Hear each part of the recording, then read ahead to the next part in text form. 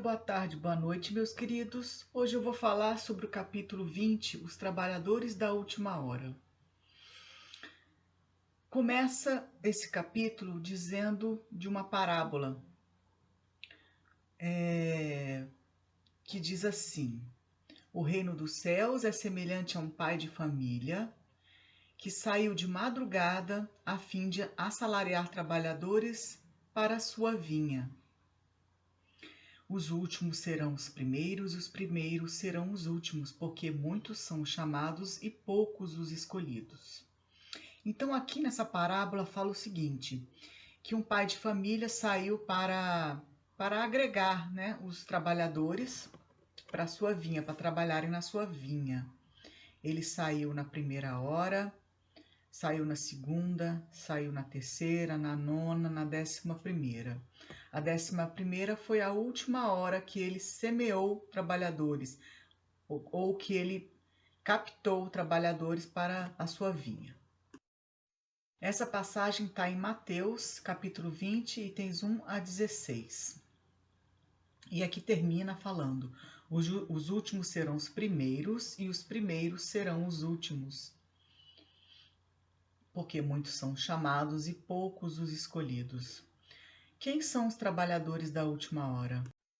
A gente vai saber mais na frente. Agora eu quero falar sobre os últimos serão os primeiros. Por que nessa passagem diz isso? Esse pai de família que sai a semear os trabalhadores, chama os trabalhadores e paga-lhes, começando pelos últimos a chegarem para o trabalho, os últimos a serem chamados para o trabalho. E aqui o trabalho significa a caridade, gente, o trabalho voluntário, o trabalho no bem, no auxílio ao próximo e o trabalho também de se melhorar moralmente. Então fala também que os obreiros da última hora, eles recebem o salário, receberão o salário, tanto quanto os da primeira hora. Mas para isso é preciso o quê? Esforço, vontade pessoal para o trabalho no bem, na caridade. Então, nessa parábola tem muita metáfora, né? Mas não é um trabalho físico, é um trabalho espiritual, um trabalho moral mesmo, de burilamento moral. E aqueles que chegaram na última hora, que não seja por motivo de má vontade ou de preguiça, né? Que o retardo não seja por esses motivos. E aqui diz, nas instruções dos Espíritos, que Deus nega ao trabalho aos que fizeram da ociosidade, né,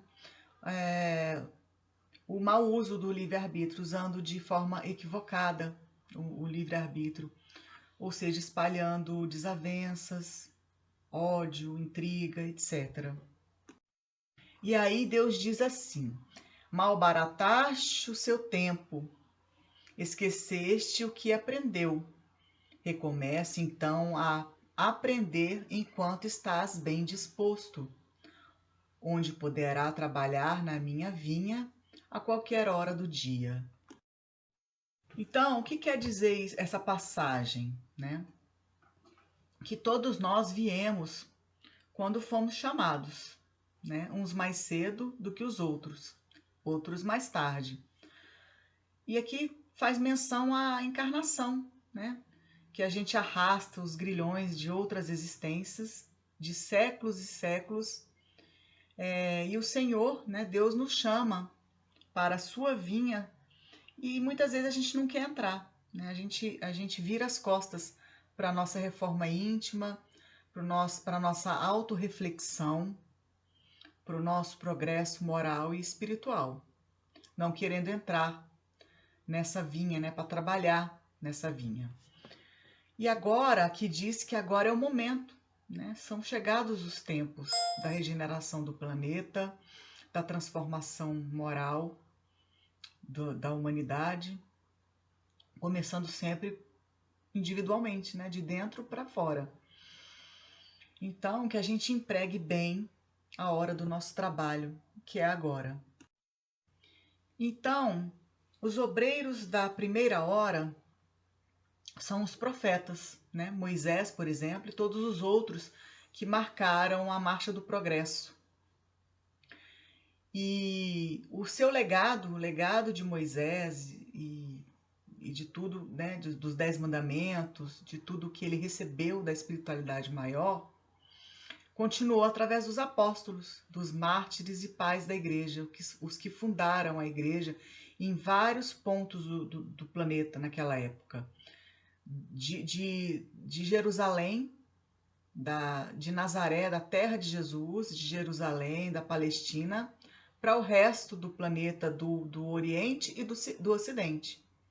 Jesus mesmo fala que o seu evangelho será espalhado no Ocidente e no Oriente, ou seja, na Europa, no Oriente Médio, onde nasceu a terra de Jesus, aos gentios, né, com a propagação através de Paulo de Tarso, ou seja, as pessoas gentios eram os forasteiros, né, que não eram nascidos naquela terra, que cultuavam vários deuses.